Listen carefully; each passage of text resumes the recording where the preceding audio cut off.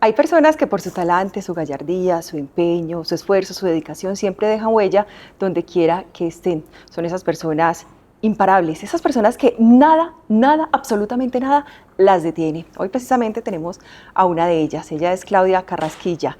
Ella, además de ser concejala actual de la ciudad de Medellín, fue la exdirectora de Fiscalías en la ciudad de Medellín, exdirectora contra el crimen organizado, entre muchos otros cargos que ha ocupado. Y en cada uno de ellos ha demostrado su talante. Y ha demostrado por qué es una persona imparable, pero no solamente imparable, también es considerada como la dama de hierro. Concejala, dama de hierro, gracias por estar aquí. Diana, muchas gracias por esa introducción tan bonita que haces de lo que ha sido mi trabajo y mi carrera. Gracias por invitarme a este espacio tan importante. No, gracias a usted por estarnos acompañando acá. Dama de hierro desde pequeñita. Ella desde pequeñita fue así. No. Desde pequeñita necia. Necia, inquieta. Adolescente necia. Pero cuando ya comencé mi carrera de Derecho en la Universidad de Medellín, cuando tuve la oportunidad de ingresar a la Fiscalía General y desde allí comenzar a hacer un trabajo destacado o reconocido mejor por la entrega que hice, pues eso me permitió finalmente escalar a las posiciones más altas en el cuerpo directivo de la Fiscalía General de la Nación, y eso hizo que la gente me comenzara a llamar la dama de hierro, sobre todo cuando fui fiscal contra el crimen organizado acá en la ciudad de Medellín, por la contundencia, por la persecución contra los criminales en la misma ciudad.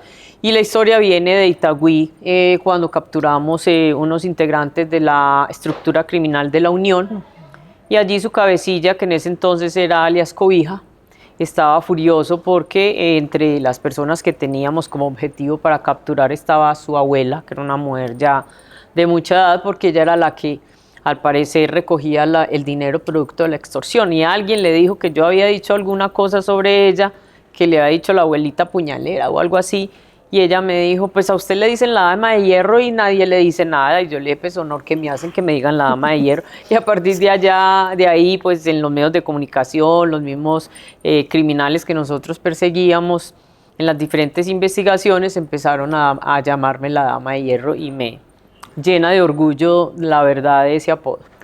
¿Se pensaba así cuando era pequeña, cuando era tan inquieta, cuando era joven, cuando empezó su carrera como tal? Dijo como que voy es por cosas grandes. No tanto pensar en voy a convertirme en una dama de hierro, pero obviamente voy por cosas grandes. No, la verdad, cuando comencé a estudiar Derecho lo hice porque mi padre también fue abogado, porque a mí me tocó la época de la violencia cuando Medellín era controlada por Pablo Escobar. Y siempre dije, en algún momento, cuando yo termine mi carrera de Derecho, yo quiero hacer parte de esos fiscales o de quien investiga estas estructuras criminales, porque no es posible que todo un país y toda una ciudad esté sometida a un delincuente, esté sometida a un criminal, como en ese entonces era Pablo Escobar como narcotraficante, responsable del asesinato de jueces, fiscales, de carrobomba, de policías, y yo decía, es imposible que un número tan reducido de personas tengan sometida a toda una ciudad y todo un país, y se me dio la oportunidad.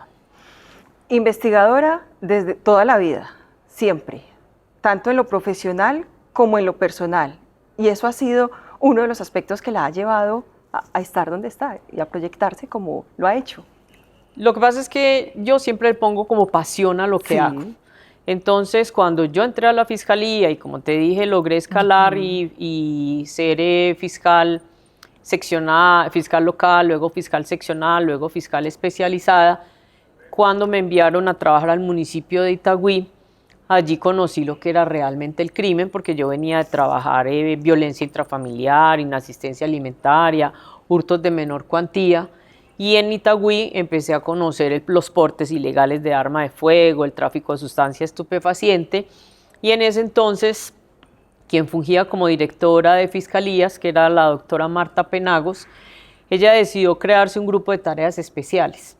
Y ese grupo de tareas especiales, a partir de una matriz que hicieron en inteligencia del Cuerpo Técnico de Investigaciones, se logró más o menos establecer cómo estaba estructurado el crimen en la ciudad de Medellín, teniendo como eje central el municipio de Itagüí, porque de allí salió Don Berna, porque de allí salió Sebastián, bueno, muchos de los cabecillas que teníamos dentro de esas estructuras criminales, y empezamos a investigar esas estructuras que tenían origen desde el municipio de Itagüí. Posteriormente ocurrió un hecho del homicidio, un triple homicidio que ocurrió en la central mayorista al terminar una feria de flores, donde se estableció que el responsable de esos homicidios era el hijo de alias Colorete, o el sobrino de alias Colorete, quien era también un capo de la mafia o del narcotráfico de vieja guardia de la época de Pablo Escobar. Eso me generó a mí una serie de amenazas a mi familia, porque a mí me tocó terminar el juicio oral, a mí me tocó vencer en juicio oral a la defensa que él tenía y demostrar que había sido el responsable de ese homicidio de 3 personas. Y en razón de esas amenazas, pues me trasladaron para la ciudad de Medellín y me llevaron a conformar ese grupo de tareas especiales. Recuerdo que la primera investigación que me correspondió fue la de los Pacelli. Yo la realizaba con el DAS, que era el Departamento Administrativo de Seguridad. Ellos tenían un cuerpo de policía judicial y ese fue mi primer caso que yo saqué de una estructura grande, y posteriormente en una división que se hace dentro de la dirección me corresponde también las estructuras criminales que tenían asentamiento también en el sur. Y me gustaba porque ya las había conocido, ya sabía cómo era su actuar desde que yo estuve en ese municipio, y así comenzó mi trabajo como crimen organizado.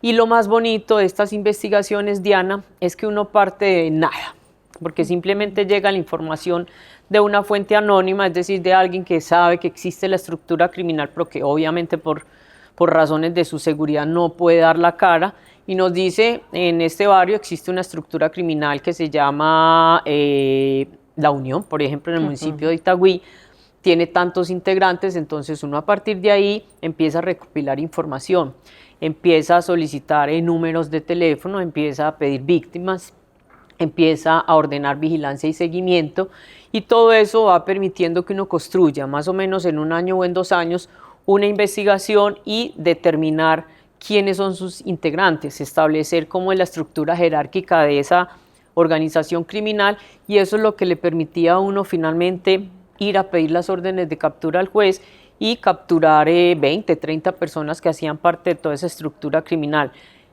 Eso me hizo a mí convencerme y querer la investigación, porque es partir de algo o de un dato muy pequeño para poder construir un relato muy grande que le permitía a uno de verdad individualizar, identificar a esas personas y poder ir pegando e hilando cada una de las informaciones que uno recibía para poder estructurar la investigación. En esas investigaciones, desde el inicio, ¿hubo algún momento en que de pronto Claudia Carrasquilla dijera: por Dios, ¿en qué me metí? La verdad no, por el contrario, cada que yo encontraba un obstáculo, cada que yo encontraba una amenaza por parte de cualquiera de ellos, más me gustaba. Porque qué es lo que, yo no me creo ni Robin Hood ni mucho menos, pero por lo menos yo tenía todo un aparato estatal detrás de mí para poder perseguir a las personas que cometen delitos. La gente que vive en los barrios, no. Entonces, por ejemplo, una mamá que su hijo es inducido al sicariato o a consumir sustancia estupefaciente, a distribuirla, a cobrar la extorsión, ella tiene que guardar silencio porque no puede decir absolutamente nada. Es una mamá que tiene que guardar silencio, que permite que a su hijo lo violenten, que a su hijo lo vulneren. Y yo decía: yo quiero ser la voz de esas personas, de esas víctimas que son sometidas en estas estructuras criminales y que ellos no pueden decir nada. Todo esto partió desde una vez que en Itagüí precisamente había un cabecilla de una estructura que se llamaba, o le decían, alias Riñón. Sí, era cabecilla pues de Calatrava en su momento, y en una de esas investigaciones que nosotros teníamos, él ya estaba en la cárcel pagando unos homicidios. La mujer de él y el hijo de él estaban vinculados en la estructura criminal porque ellos eran los que se dedicaban al testaferrato y al enriquecimiento ilícito. A ella se le sacó una orden de captura, y cuando yo lo traje, o lo pedí mejor, a la cárcel para hacerle la formulación de imputación, no se me olvida que el tipo estaba arrodillado suplicándome que por favor no le vinculara a la mujer a la investigación, que ella finalmente no era responsable. Y yo le decía, pero entonces si no es responsable, ¿usted por qué mete a su familia a delinquir? Si es su esposa y si es su hijo, pues usted por qué les traspasa bienes, por qué los obliga a que le laven a usted el dinero producto de la estructura criminal. Y desde ahí yo decía, no estoy en el lugar equivocado, creo que llegué donde era y aquí es donde yo tengo que hacer que ellos respondan por el mal que le hacen a la comunidad, porque verdaderamente de lo que yo conocí, de lo que hacía esa estructura criminal en Itagüí, fueron muchos los homicidios selectivos de los cuales ellos eran responsables y eso me daba como ese impulso para seguir investigando a esos criminales. Y cuando ya empezaron las amenazas... ¿En qué momento empiezan las amenazas? La primera amenaza, por ejemplo, que llegó, ¿en qué momento fue? La primera amenaza comienza como en el 2011 más o menos, como en el 2012. Yo empecé en crimen organizado en el 2009, en el 2010. Como en el 2011 o el 2012, cualquier día me va y me busca una fiscal de la unidad de vida con un abogado. Me dice, doctora, tiene una información muy importante para contarle. Y yo le dije, ¿qué pasó? Me dijo, no, es que yo estuve en una reunión, pues obviamente de delincuentes, y allí se habló de un atentado que se estaba preparando para usted. Y yo le dije, pero pues, ¿cuál es la razón? ¿De dónde vienen las amenazas? Me dijo, del sur, porque usted les ha dado muy duro, porque nosotros en un año golpeábamos 2 y 3 estructuras criminales y nos traíamos 20, 30 personas vinculadas a esa estructura, íbamos desde la cabeza principal, los mandos medios y la base. Entonces, claro, eso desestabiliza mucho una estructura criminal, la gobernanza criminal que ellos tienen, y esa fue mi primera amenaza. Él me dijo que ya tenían los fusiles, que ya nos habían hecho seguimientos, que la persona que estaba organizando el atentado era un teniente retirado de la policía que había trabajado en uno de los cuerpos de investigación de acá de la ciudad de Medellín, pero que en diciembre se había ido a realizar un cobro extorsivo en Segovia o no sé cualquiera de esos pueblos que hay acá mineros, que allá lo habían matado, pero que él era el encargado y que por eso el procedimiento tuvo que suspenderse pues en ese momento, pero que ya estaba listo, que la orden era que ellos sabían que yo salía a vacaciones un 18 o 17 de diciembre y que una semana antes pues lo asesinan a él y por eso el plan no se pudo llevar a cabo porque era antes que yo saliera a vacaciones.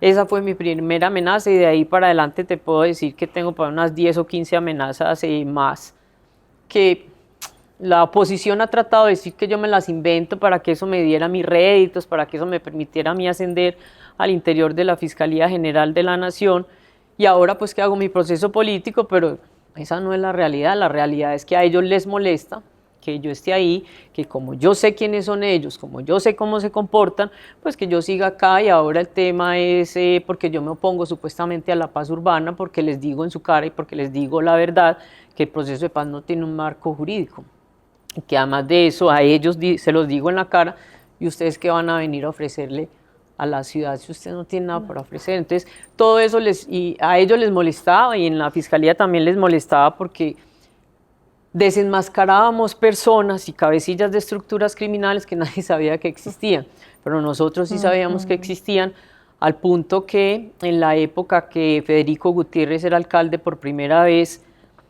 llegamos a estructurar tanto nuestro trabajo que hacíamos de persecución al crimen organizado, que cabecilla de la estructura criminal, que se proclamaba como cabecilla que los 3 meses estaba capturado, al punto que hubo una crisis al interior de ellos como estructura y ya nadie quería decir yo soy el cabecilla porque finalmente terminaba por ser capturado. Entonces todo eso a ellos les molesta, todo eso era lo que ellos querían, sacarnos como del camino porque éramos contundentes, porque no nos dejábamos corromper, porque no nos dejábamos vincular a ellos y eso les molesta. Obviamente, molesta mucho. Concejal, con la llegada al Consejo de Medellín, ¿incrementaron las amenazas? ¿Siguen presentes? ¿Bajaron?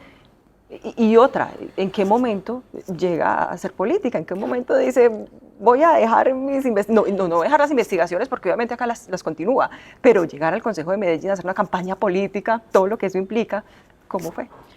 Diana, yo salgo de la Fiscalía en el 2020, cuando el fiscal Francisco Barbosa llega o es elegido como fiscal general de la Nación. Yo estaba en ese momento ya como delegada para Seguridad Ciudadana. La delegada o el delegado es el jefe de todos los directores seccionales de fiscalías en todo el país.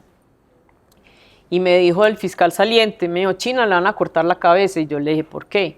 Y me dijo, que porque en la fiscalía no pueden haber dos fiscales generales, que porque usted es la que maneja la fuerza pública y que el fiscal es él. Y yo le dije, pues que si ni me conoce ni sabe quién soy yo, y además es que yo lo que vengo aquí es a trabajar. Y posteriormente hablé con la embajada americana, hablé con el director de la policía en ese entonces, con el comandante del ejército, y me confirmaron exactamente lo mismo. Entonces yo dije, bueno, ahí para afuera, ¿qué más? Y en efecto, el 13 de febrero, cuando él se posesionó, ese día me notificaron, al igual que a mis demás compañeros directivos, la aceptación de la renuncia, porque cada que entra un fiscal o un directivo en una entidad, pues uno tiene que presentar la renuncia protocolaria.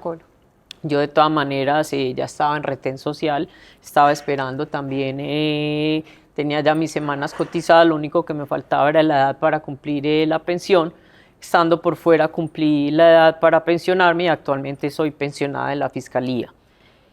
Un día cualquier amigo me dijo, ¿vos por qué no te metes a la política? Y yo le dije, ¿pero cómo a qué? ¿Qué voy a hacer en la política? Me dijo, no, sus ideas, su conocimiento, el manejo de la justicia, el manejo de las investigaciones, de la seguridad, usted puede hacerle un gran aporte al país. Yo dije, bueno, ¿por qué no?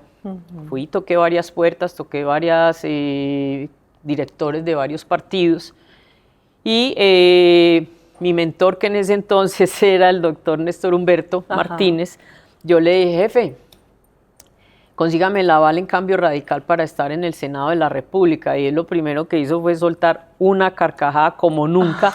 Me dijo, ¿vos qué vas a hacer en política? Y yo le dije, pues, hacer respetar la justicia, le dije. Y me dijo, no, ¿sabes qué? Sí.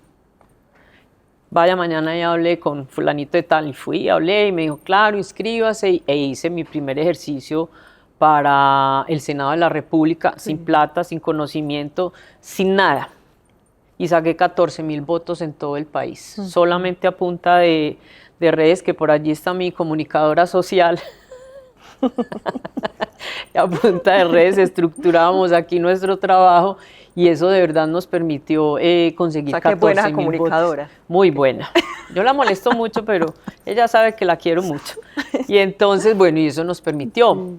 Obviamente no se logró el objetivo, pero finalmente... Para una primera vez. Sí, para una primera vez, eso era lo que yo quería. Claro. Realmente mirar si era voto de opinión o yo tenía que irme por una estructura política para poder llegar a aspirar a un cargo de elección popular.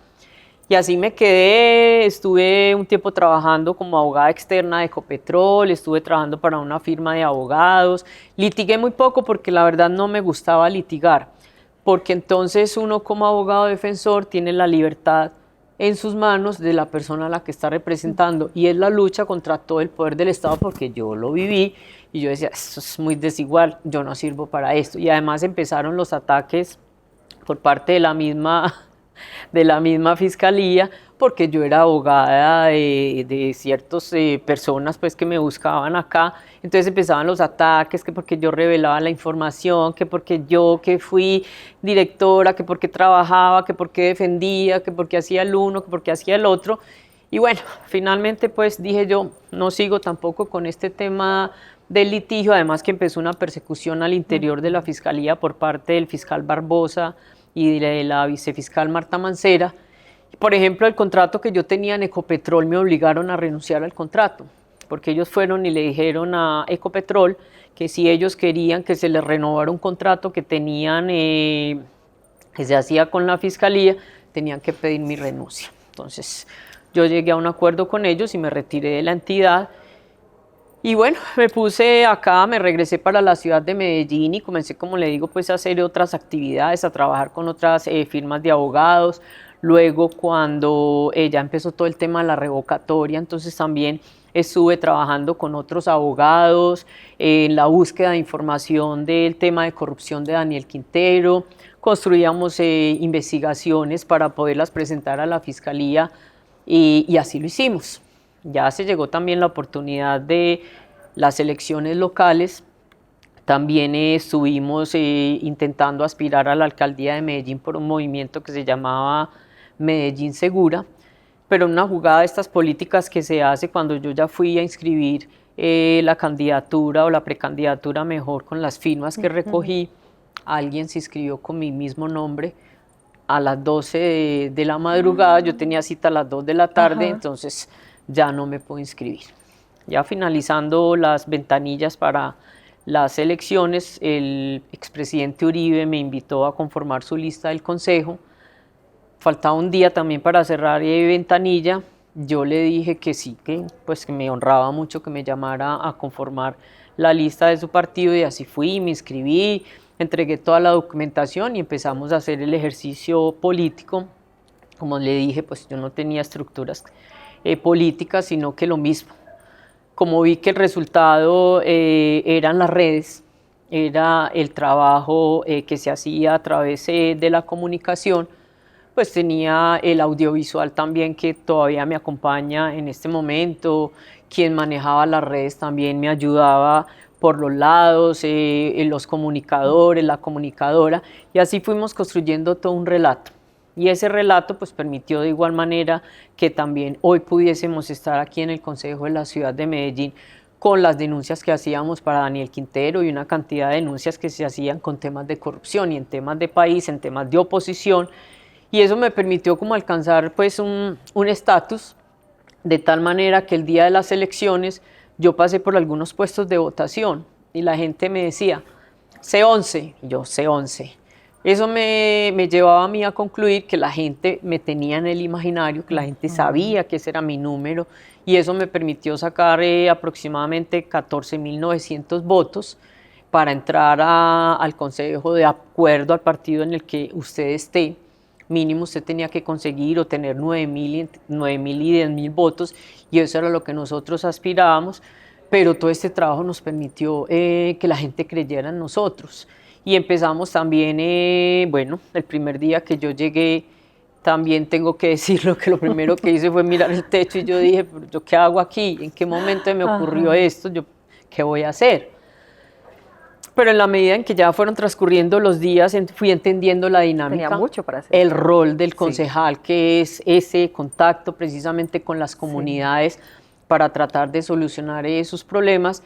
La gente nunca me ha desvinculado del trabajo en la fiscalía, y el correo del consejo o al WhatsApp que nosotros tenemos asignado del consejo, en el mes nos pueden llegar unas 300 denuncias entre manejo de ruido, de loteo ilegal, de plazas de vicio, de ubicación de cabecillas de estructuras, de miembros de estructuras criminales. Entonces yo empecé a atender todas esas denuncias, empezamos a ir a los barrios a establecer comunicación con los afectados, con la gente, fuimos grabando, fuimos contando qué era lo que estaba haciendo, a la par que buscábamos de la administración municipal las respuestas. Vamos y hacemos reuniones también con las comunidades para esas necesidades que ellos tienen, de luminarias, de temas de acueducto, una cantidad de necesidades de verdad que tiene la comunidad, pero que ellos no tienen acceso directo a las administraciones municipales, porque pues ellos están acá y los barrios están acá, y entendí que ese era mi trabajo. Entonces voy y hago esas reuniones también con las comunidades, trato de solucionar los problemas, y eso me ha permitido también irme mostrando en esa gestión que hay que hacer con las personas en los barrios, en las comunidades, para poderles dar solución a sus problemas. Y entendí que ese era mi rol. Creo que lo he cumplido hasta el momento, porque hemos podido de verdad hacer miles de denuncias, hemos podido demostrar muchas situaciones que se han presentado en la ciudad de Medellín, con algunos personajes pues, que quieren apropiarse de terrenos que son del municipio, de personas que son particulares, personas que abusan del ruido simplemente porque tienen un permiso para tener un establecimiento de comercio, ubicación de plazas de vicio, ubicación también o conformación de nuevas estructuras criminales en algunos sectores, porque hasta esa información me llega, y todo eso nosotros lo canalizamos con la Fiscalía. Válvulas de extracción ilícita de hidrocarburos también me llegó en una oportunidad, y estuvimos haciendo pues también la visita, Y eso es lo que me ha gustado, sigo como en la misma dinámica de la denuncia, sigo en la misma dinámica de poder atender a las personas, porque desde la Fiscalía yo las atendía, pero aquí, porque yo no me podía involucrar mucho tampoco con la víctima, porque al fin y al cabo, pues la víctima era la víctima, claro. y a ella había que protegerla, pero yo no me podía meter a los barrios. Yo lo que hacía era que desde mi despacho pues estructurábamos una investigación y tratábamos de aquellas víctimas de homicidio, de desplazamiento forzado, de extorsión, protegerlas y devolverles como su dignidad de cierta manera. Y aquí sí voy directamente a las comunidades, entonces creo que es un trabajo muy similar que le permite a uno también atender esas necesidades que ellos tienen, presentar los proyectos también que uno considera que son necesarios para la ciudad, oponerse cuando hay que oponerse también a algunas decisiones del distrito, porque pues si bien es cierto nosotros somos partido de gobierno, también es cierto que hay cosas que yo no comparto. Cuando yo no las comparto, pues yo las hago conocer, yo me hago sentir, y ese es un trabajo y es una dinámica que poco a poco he ido entendiendo de cómo se mueve la política en todas las ciudades. Así es. Vamos finalizando. Yo me quedo aquí toda la tarde, pero no, es una maravilla. Hablemos del rol de mamá, porque es un instinto maternal impresionante. Ella es así dedicada a sus dos hijos, ya están grandes, pero ya es abuela también. Sí. Ya ese rol de abuela, ¿qué tal? Pues es que yo soy madre cabeza de hogar, de familia, como dicen. Desde muy pequeña yo crié a mis hijos, a pesar que el papá estaba ahí, pero no vivía con nosotros. Yo me encargué de su crianza. Y a pesar que la gente puede creer que yo soy una mujer dura, pero yo soy dura, pero con el delincuente, yo soy dura con la persona que también quiere someter al menos débil, ahí sí soy dura, pero yo en mi casa soy totalmente distinta, soy una mujer de carne y huesos, yo me levanto, yo puedo levantarme a trapear, a barrer, a hacer un desayuno, cuento que a veces traigo también almuerzo para la casa. Mi hijo, que ya no vive conmigo, yo le traigo almuerzo para que él venga a almorzar conmigo, porque es el momento alcahueta, que tengo. Mamá, alcahueta. Además de alcahuetas, porque es el espacio que tengo para compartir con él también al mediodía, porque pues en la semana nos queda muy difícil vernos porque él está en su trabajo, con su familia y sus cosas. Entonces esa es Claudia Carrasquilla. Tengo 3 perros, primero tenía 2, ya tengo 3. Yo le digo la tropa canina. Pero nada más rico que usted llegara a la casa y que el perro le ponga a uno las patas encima, quedó el sonido, que él me ponga las patas encima y ver como ese cariño de los animales también. Vivo actualmente solamente con mi hija, pues que está en la universidad. Y eso me hace ser una mujer de carne y hueso. Tengo mis hermanas, tengo a mi mamá todavía viva y me gusta estar en la casa, la verdad, los fines de semana. Pues de todas maneras, por el tema de seguridad, tampoco puedo salir mucho por las situaciones de orden, de seguridad, perdón, que vivo. Pero es que también disfruto estar en la casa, ver una película, hacer ejercicio, estar jugando con los perros y obviamente mi mayor dicha cuando mi nieto va, porque ahí sí se me olvida todo, porque ya es otro cuento. Yo soy también su todo para él, y él todo el tiempo desde que llega es tita, tita, tita, tita, juega conmigo, tita. Entonces, claro, me toca tirarme al piso, jugar fútbol, pues una cantidad de cosas que me reconforta, me llena de energía y amo y disfruto ser abuela, la verdad. Y hay otro dato que no lo puedo dejar. Descendencia japonesa, ese apellido Minami. El abuelo. Diana, mi abuelo era japonés, él se llamaba Koichi Minami Yasura.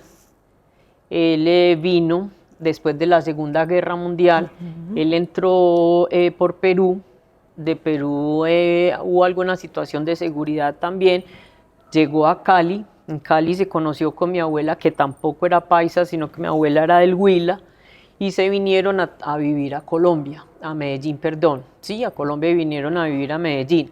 Él tenía una platería, porque él aprendió a hacer orfebre en el Japón y aquí tenían una platería, perdón, y ellos hacían las copas en ese entonces para los sacerdotes, hacían, que nunca, siempre se me olvida el nombre, los agrarios en plata repujada, cuadros en plata repujada, y bueno, mi abuelo murió de 99 años y mi abuela de 98 años. Tuvieron una vida muy longeva y por eso tengo yo este apellido. No tengo los rasgos, desafortunadamente, pero sí tengo el apellido. Tengo el apellido. Minami. Minami. Concejal, ya para terminar, ¿para dónde sigue? Usted el consejo no va a quedar aquí. ¿Para dónde va? Cuente a ver. No me saques la chiva. No, hay que seguir. Yo pienso que tengo que ser responsable y coherente con la gente que creyó en mí cuando votó para que yo los representara en el consejo. Voy a seguir aquí trabajando en el consejo, respondiéndole a todo este equipo que tengo también de trabajo, a la gente que me hace las denuncias y me pide que los acompañe, que los ayude. Y bueno, ya veremos después que pase en mayo las elecciones de presidencia, Cámara y Senado, que sí no voy ni para Cámara ni para Senado.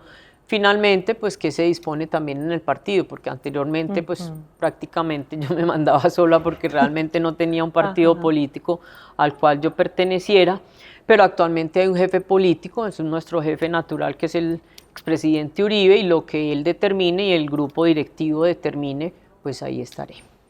Se ve como alcaldesa ella. Tengo cara. Concejal, mil gracias. En Diana. serio que mil gracias por este ratote que le saqué.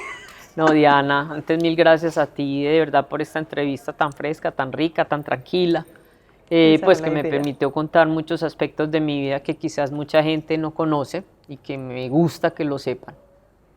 Gracias, gracias. A ustedes gracias por estar con nosotros. Ella es Claudia Carrasquilla, la dama de hierro, pero también la mamá, la abuela, la mujer de carne y hueso. Como ella misma lo dice, trae también coca para el almuerzo, se sienta a jugar con los hijos y disfruta de estar en